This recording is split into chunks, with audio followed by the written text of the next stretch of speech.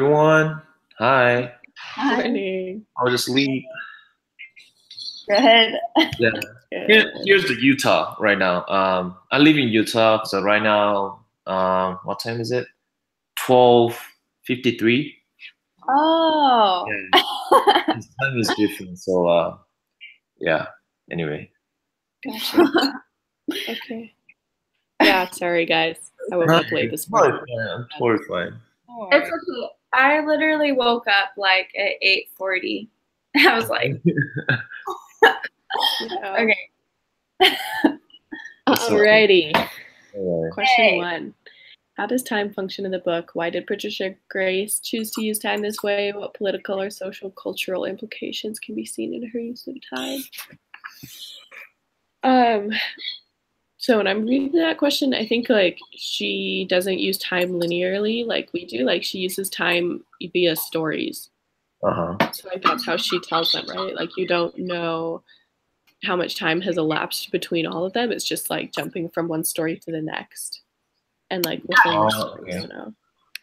I understand. The only time she like ever says an age is like when she was 5. Yeah. Yeah. I wonder if that has like meaning behind it. I feel like everything in that book had like deep meaning. Yeah, it like all came together in the end. Yeah. That was crazy. Okay. Why did she choose to use time this way? I don't know. I think that there's like 2 main time periods used in the thing. Like I read other sources from the book, and it says that the first part of the book talks about the 1940s, 1840s or 1940s in 1940s, yeah. And then the second one talks about the 80s when modernization is starting to get there, and it's starting to affect their culture and the land itself and stuff like that. So that's when the changes started to really come into action, and it's really starting to have a full effect on their cultural practices and stuff like that, because they're really close to the land, right? And, all their buildings and stuff like that are being affected. Like there was flooding because they literally built on the hill that used to hold in the land, in the water. So and that's late in the 80s. So I think she was trying to tell us, like, show the pictures in the early and then later, so that we know how they shift from that to the other, and the effects of. I think she tried to she mentioned that like time functions because she want to try to one by one to point out the political or the social or cultural implication just one by one. This each chapter or each part. So that's what I think she tried to use it for. That's how I feel. Yeah.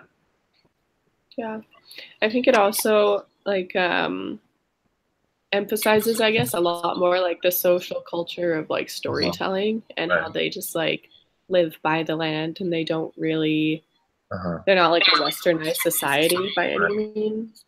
They just kind of like go with what happens in the land, and they go with what works for them. And so by telling like time via stories instead of time via like 5 years ago or when my son was 10 kind of thing, it just shows that she's not so much worried about like the logistics of life, but more like the story behind it and the meaning of it and the symbols involved in it. Yeah. Sorry, I'm like doing what Mariah was doing, taking notes at the same time. But yeah, I agree with that. I didn't really understand what was going on in the book, because I was like, wait, now Toko's like older. I thought he was like just like, okay, but a lot of times he's like, I don't know, he's going into a story because he says like, here's the story of when I caught a big fish, or here's the story of when I died. And then, but I feel like nobody else really like announces it. They just kind of go into it. Yeah, a little bit. Roymita does or Roymata, I don't know, the mom, however you say her name. She does a little bit too, though, in some circumstances. Like, not as much as Toko does, but she still does a little. Yeah, you're right. Exactly. And Yeah, I like that too because it's about like it's about symbols and stories instead of like Western time. It's like the books we have been reading have been really like Westernized, and so they were like easy to go through, but this was like totally different. That's true. Yeah. So what do you guys think about like why she want to talk about like any political or social cultural implication? I think Maria mentioned like there's the way of storytelling and passing on their culture to the next generation, and how it's like, you know, with the introduction of education and stuff like that, there's been a little changes, you know, like it's affecting how they practice storytelling and stuff like that, because like they said, it doesn't take like just, it doesn't happen overnight. It takes like years and stuff like that for them to perfect the passing on the stories. So I guess that's changing, and that's how time comes in, like, you know. When I see that, like I think she tried to audience and the reader this book, like she want to talk about like colonization or commercialism or something like that. So like she tried to keep point out like as money is not everything. So you have to think about the value of the family or the communication before each generation. We have to keep doing that, and then by the storytelling. So for example, so like it's kind of. Yeah, that's a really good point. Actually, I didn't think about it that before. That like the reason that she chose that is because it pretty much like devalues our whole system of like working by the hour and like doing things based on like how much time you spend on them. With her, it's more like based on what you get out of it. And so like that's not only a social culture, but also like a political one, because in the Western society, we're super focused on like, okay, I did this and this and this and this. That means that I get A, B, C, D. Right. Whereas for her, it's like not like that at all. It doesn't matter. Yeah, it's all part of the story. It doesn't matter how much time you spent on it or like who helped you, in the sense of like what you get out of it. But it's more like, what did you learn and what did you accomplish for the family to get out of it? That's a good point. I didn't think about that. True. Yeah. Okay. Cool. Do you guys want to go next question? Or? Yeah, that's good. Okay. Question number 2. Discuss the role of the land in the Potiki. So what relationship do the characters have with the land? Why? So what political or social cultural implication can be seen in her portrayal of the land? Okay. I think the land is a big part of the story. Like a lot of the things, like the cultural practices and their everyday activities, like in one way or another, is related to the land. And like the skills, or you know, some of the social cultural practices are also practiced on land, and you know, I think everything's connected to land one way or another. Right. And yeah, like their livelihood and stuff like that. It's portrayed in a way that it's really connected to the land. Like, yeah. Yeah. Oh, sorry. Go ahead, Jimmy. Go ahead. Okay. Yeah. I would say the same kind of thing as Rose. Just like it pretty much goes back to the same as like the Hawaiian culture. I feel like they are so or pretty much any indigenous culture. They're just so connected to their land that it's part of who they are, kind of thing. And so in this one, like Rose said, like they got all of their food from their land. Like that's how they made enough money to build their house. They like their connection with the fish was like a huge thing. And she, in the end, like you saw the symbol of I don't even know what kind of fish it was, but it said like the Catawaya fish or whatever, the one that started with the K. And how Romita was talking about how much that like is the same as her children, because like they bleed a lot as well as her children bleed a lot, kind of things. And then what else was it? Anyway, and so just like focusing on that and how much that really interplays into like their social ideas of how important family it is, but also like politically, like I really liked how they talked about how in their society there wasn't a chief and like nobody decided anything. It was all like a unanimous thing, because it's like the same kind of thing in nature, right? There's no like unanimous force that, or like chief force that says like we're gonna do this kind of thing. It's like what affects one part of nature affects it all, and it's the same in society. Like whatever affects one person affects it all, so they all have to agree on it. Yeah, I think also Grace is trying to point out, like, emphasize almost a whole entire this novel, Potiki. Like, I think she's like say like how can I say? It's really hard to explain, but like the land, the homeland, they try to connect each of us, like people, and then land actually give a basement for the build up the community or the social, and then that's why she tried to say like the homeland lands that really connect with the people, the social or the community.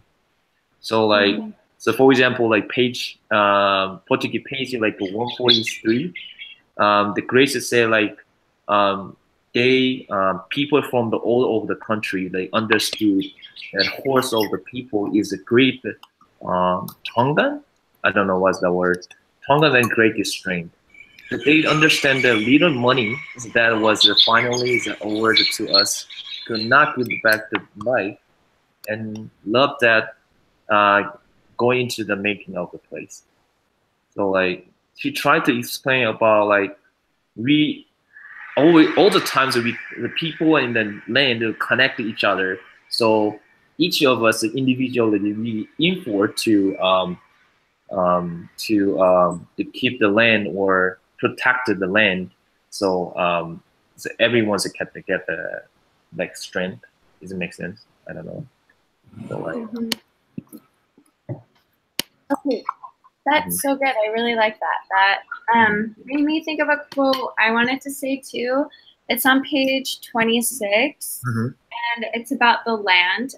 So it says, like the ocean's salt water, it was a salt cleansing that washed only the road dust away. It was discarding of a renewal, like the washing of hands that takes leave of death and turns one toward the living. So I feel like well, I guess in this case, she wasn't using the land, she was using the water. But I mean, like, this kind of reminded me of the other book we read, Written in the Sky, because he used the salt water to cleanse and wash himself every day. And he felt like it was like a renewal as well. But yeah, it's just interesting that, yeah, what you guys were all saying, that it's not just sorry, what am I'm like okay, but like yeah, it's I forgot what I was gonna say. It's okay. We can move on. Yeah. Okay. Sounds good. Yeah, okay. Next question. What messages do you find in the novel? What role does folklore have in communicating these messages? Okay. So I think Jimmy mentioned one like earlier. Yeah. He was talking about the importance or like the non-importance of money kind of thing, and about like these Western ideals that we push a lot. And pretty much the only way that we know that those aren't important is through folklore, because she's like telling her story, right? And she's she kept telling the storytelling, right? Yeah, exactly. And she's using that medium to communicate what's important to her and what's not. Right. And so I feel like the whole book is like nothing would get communicated. Like that's the avenue that the author chose to communicate the like ideals that she wanted to.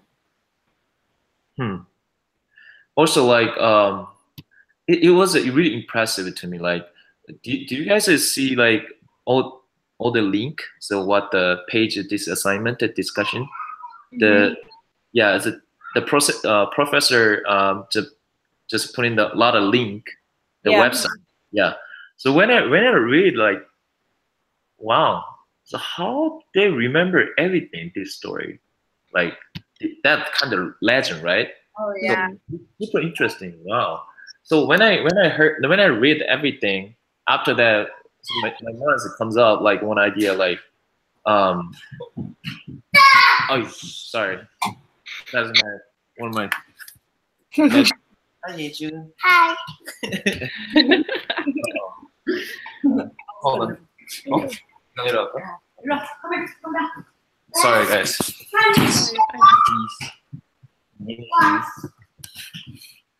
Anyway, so like when you remember about the Salt Lake Temple, the Brigham Young and the other church leader. So before they finish the build up the Salt Lake Temple, like they remember all the audience or all their form. They remember everything, and after that they rewrite it, and then we can keep doing the temple works, something like that. So I feel like, oh, that is really impressive, really, about the storytelling, the how they keep the like a transitions, whatever. So they were really good. It was really good. Yeah, I think one related to that was when Manu didn't want to go into school, like he always runs back crying and stuff like that. And then the mom said, he's better here with you. Let him stay home. Everything we need is here, and they learn all right with us. It's like telling them that the storytelling is enough for him. Like he can learn that too. He can learn from the storytelling to like learn more about their culture and stuff like that. That's the perfect quote for that. Yeah, chapter 5, page 37. Yeah, so I think that's one thing that I would take away from the reading. And another one is like how families can be like a place of refuge for us. In chapter 3, it says, only Hemi could secure me, he being as rooted to the earth as a tree is. So like I think referring to the rooted tree is like how tight he is with the culture and all the traditions, and so it kind of give him a feeling of security and stuff like that. So they'd rather be around him than being around all those modern people and stuff like that. So I guess that's to take away, I guess, from the book that I would like to take. Very good idea. I like that. And also, like you mentioned that page 37, but after a couple pages, you can see like the page 41. As Grace also mentioned that about the Maori, the transition, about like that also like storytelling. So here say like, and also although the stories all had a different voice and they came from different time and places, and the understandings, those some were the shown in enact or written rather than told. Each one was like puzzle piece to which tongues or the group and the nearly to another. And this training story and the define out lives, the curving out from the point on the spur in ever widening the circles from the which either the beginning nor the ending could be the define. I think like he try like storytelling is really the key point among the people, like the Maori people. So even though it's like when I was at school, like BYU Hawaii, like whole times that I worked for the tour guide in the PCC, like I study a lot about Aotearoa about New Zealand and Maori people, but the storytelling, that tradition is really impressive. Like I didn't know that totally about the tradition, about the storytelling, how they keep the community and the people. So like that was really interesting stuff. Yeah. I think another one of the really strong messages that was in there is just like not only about connectedness to the land, but also connected to like everything that you do in your life affects everything else. Because like, as you guys saw, like throughout the book, there were a lot of times like things happened that I didn't really like focus on. I was just like, oh, that's that. But then like by the end of the book, it was all kind of connected, you know? So like when they were talking about like how Mary had her kid and then she like almost threw it into the sea and they like couldn't find the afterbirth and like the fish ate it kind of thing. And then the day that he caught his big fish and how like there was that suggestion that like that was the same kind of fish that would have eaten like the afterbirth. And then by the end of it, like they also didn't they like bury the head underneath that tree and then the tree started to grow and then they could get like fruit and stuff from it, right? And so just how like that kind of came like full circle for them and like the circle of life kind of thing, right? Same as Lion King, how like everything that you invest into the earth and everything that you get from the earth, like eventually you have to pay that back kind of thing. And so I just thought that was really interesting, and not even just like on a physical level, like they fed the fish and then they ate the fish and then the fish fed them again kind of thing, but also like the spiritual level of it, I guess, like emotionally. Romita, we saw a lot. She like invested herself a lot in the earth and like what it symbolized to her, and like saw her kids and her family grow just as she saw the earth grow kind of thing. And so I think that was really interesting, like just that whole idea of connectedness and how you can't really escape things intertwining and things like melding together. So true. Well, like this generation is really easy to like connect each other. Like when you think about social media, like the Facebook, what about the Google Hangouts? We're not gonna the storytelling, but like we keep our traditions by the keep saying that, keep telling that the people like, oh, the Korean, our tradition, blah blah blah, something like that. So I think we keep our value and traditions. I think more easier than the before. Like they have to talk to each like people physically, that face to face, keep doing that. But like now it's really easy to post something or the Facebook or Instagram. But that is really important. On the other side, when you're posting or when you say something in the social media, is really we have to really be careful about our what we're saying in to the world, you know. So you can bring like misunderstanding about our stuff. Like, yeah, I think it's sad. Yeah, that's so true. Like how connection relates to like social media now, and like how we're connecting now. I think like for me, one of the messages was like appropriation, and how the dollar. I think we talked about it a lot in the beginning. Like it was like Western culture versus Maori culture, just like cultures that are kind of using it because then people want to come in and kind of like for vacation. And something was like a quote that was said was like, we will not like sell our culture, or we won't like, because they're like, oh, you can dance and like you can get paid, and like they're like, well, are you saying we'll get paid to do like little jobs? Like we already have jobs, even though it looks like we don't have jobs, like we do. We're like growing our garden, we're fine with telling our stories, we're fine like the way we are. And like the Westernizers were like, but you need progression, and they're like, but we are progressing, just like not in the Western kind of way. And so I thought that was like a big theme, was just like Western culture versus like Maori culture, or even Hawaiian culture can relate to that. And so, yeah, I guess folklore like comes in. I think it's kind of like the way they tell time is like through stories. So like that's not the way they progress. They progress through experiences instead of progressing through,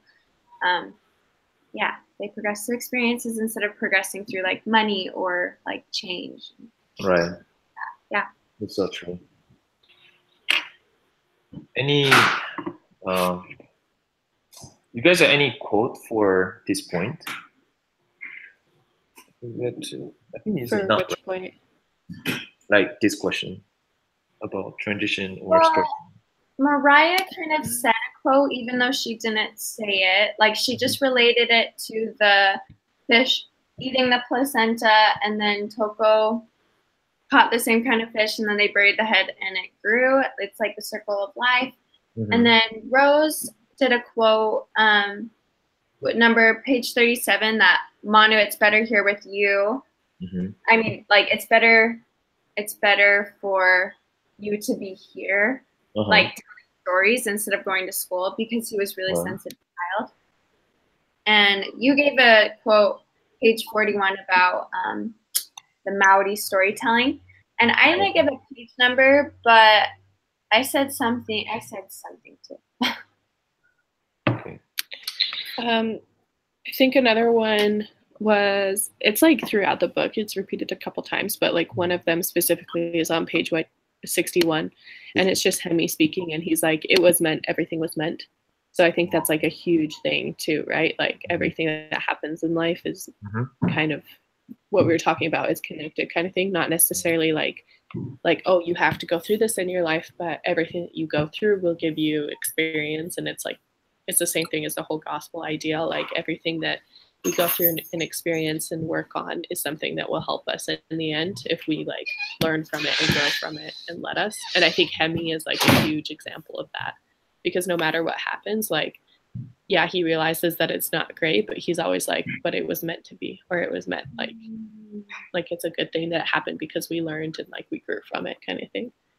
Cool. I think that's enough. Okay. Oh, so we're gonna do like typing. Oh, I am. That's what I'm doing right now. That's why I'm not talking a lot this time. Oh, okay, got it. Oh, and then I forgot about this. I think another big theme was also about the idea of like poverty and what constitutes poverty. Yeah. And so like, yeah, and so page like 105 and 108. So in 105, it's like the repetition of at the beginning of like everyone on page 105. It's like, we are not pohara. And then pohara is a Maori word for poor. Yeah. And so she says that like 5 times on the page. And then on 108, it says like poverty is destructive too. So it's kind of interesting, like for them, they really didn't consider themselves poor, and they didn't consider, that was like something they had to deal with. Whereas according to like all the Westerners, like that's the main reason that they were developing, right? Because they were like, oh, you guys have nothing, like you live in crappy houses and you work the land for food, kind of thing. Like if you do this, then you can have money and you'll be rich, and kind of thing. And so, but she's like so adamant that she is not in poverty. And so I think it goes back to her whole idea of like, yeah, she might be poor money-wise, but culture and family-wise, she's not.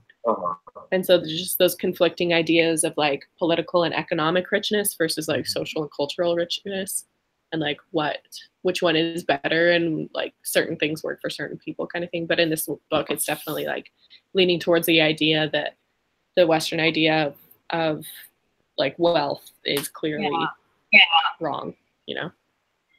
Cool. So what did you say? Political and economical richness versus culture and what? Something? Social and cultural richness. Culture. Okay, thanks. I really like that. Yeah, I think another quote for your thing, Maria, is on 104. It says like, it was easy enough to laugh at the state of our clothing. Some of the skirts and jeans had been mended so many times that they were almost made up of patches. I think like for them, it still has a purpose, you know, like it still serves a purpose for them. Like even though it's been mended a lot of times, but that's like in the Western eyes, that's like they're in poverty or stuff like that, you know, like they're in need of something new, even though because it's been mended a lot of times, they need something new, you know. But for them, it still serves the purpose of, you know, warm clothing for them, and you know, all of that. So I guess that's a really good quote to go with your. I love that. Yeah, it's on page 104. Okay. And then, sorry, I have like 2 other quotes. I just found my page, so now I have like all these ideas that I was thinking about while I was reading it. One of them is the theme about like power and how power changes people. And so it's on page 118, and it's like, it is not easy for those who do not have power to understand the force of power. And so she's just, it's not easy for those who do not have power to understand the force of power. What page was that? 19, you said? 118. Oh, 118. Sorry. Oh, that's so awesome. I really like this. Yeah, and so she was just kind of talking about how, like, for them, it's really hard to understand how power can corrupt you so easily and, like, force you to pretty much forget about the humanity of people. But then she also realizes, well, we've, like, never had power, so that's never even been a temptation for us, kind of thing. Or, sorry, it was Toko who's saying it. And so he was, like, trying to help his family, like, understand that these white men that were coming in, like, they had tasted power and they had tasted that greed and the wealth kind of thing. And he's like, you guys don't understand because you've never tasted it. So I don't know how Toko knows that, but I think Toko knows everything. Like, it's like that's a weird child that like knows more than everybody else, and like he can tell the future. But oh, that's another quote for the time thing. It's like it's like either now, tomorrow, or yesterday. Like he knows all of it, and I feel like it's a really liquid thing, kind of thing. Westernized. Yeah. Another thing was like, oh yeah, they were all chiefs, and so they've never had, like, one person has never had the power because the whole village is chiefs. Yeah. Yeah, that's definitely pretty cool. And then I think like the final big theme that I picked out was like joy in the journey, not in like the circumstances kind of thing. Because on page 140, it's when she looks at grandma and she's like, I realized she had known for 80 years that kicking the casket does not jolt the dead brother back to life. Oh, yeah. So just talking about like how grandma had been so acquainted with grief throughout her entire life, and yet like nobody really thought she was because she was so happy about it all the time. Which is like a common thing. Like I see that all the time in my life. It's like the happiest people that I know are always like the people that have the biggest stuff going on behind the scenes. I didn't know that. Yeah. And so just like that idea of like Toko especially is a good example of that. Like in the end he dies kind of thing, you know, and it's like a really tragic moment for the family, except for like despite him dying and despite having that terrible circumstance, like the family's in the end, that's like what changes the workers' minds and what helps them like maintain their land and like continue to grow and that kind of thing. Right. And like she said, like we were ready for him to die. We just weren't ready for the way in which he died. So like, I'm so glad that he had to die. I was confused about who did with him for like the first 3 chapters after he died. I'm like, wait, are they talking about Manu or are they talking about Toko? Like, I had no idea. But I figured it out at the end. I know. The way he died was still kind of random to me. So it was like a worker that set off a bomb.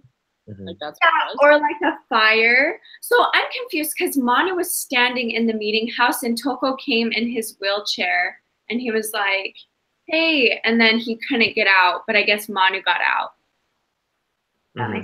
That's what I think, because they saw the man running out and then he came in and he's like, Manu, and then he was like, there's fire and it's real. And then I guess Manu got out, but he didn't.